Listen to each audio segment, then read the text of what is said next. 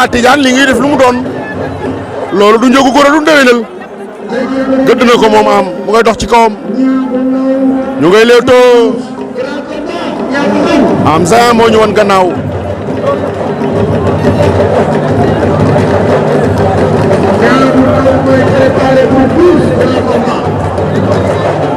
ñu ngay épaulante plaqué ah daan na ko kadape am na daan na ko kadape am na xoolal Tidiane Faye xale bi saay-saay la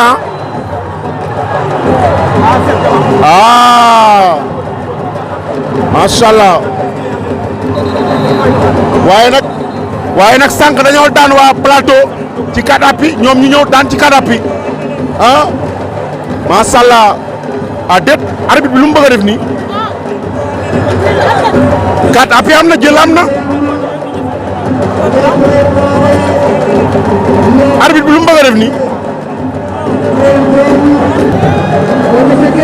en tout cas de li wér te wóor mooy kadapi am na moom kadapi am na de arbitre bi nag soufflé waat na combat bi lii mooy indi problème yi ci lamb ji ndax nit ku nekk da nga koy jox àqam mbër bu daanee da nga koy jox victoire mu dem ñibbi su fekkee arbitre yi vigilant wuñu bu fekkee arbitre yi mënuñoo prudent nañ leen dàq wut yeneen arbitre mooy dëgg mais xam nga Tidiane Faye mii tey bu ñu ko daanee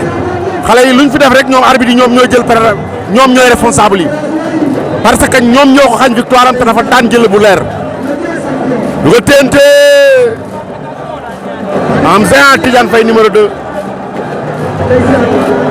ama nga benn mu nga mel ni ma mën loo muy bëre daw na jël ko Tidiane jël na am lu mu koy def yanu lay doon wala war na ko ndomba daan na ko 2 fois daan na ko 2 fois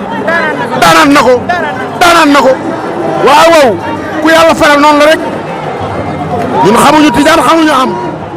waaye nag lamb day tegu ci yoon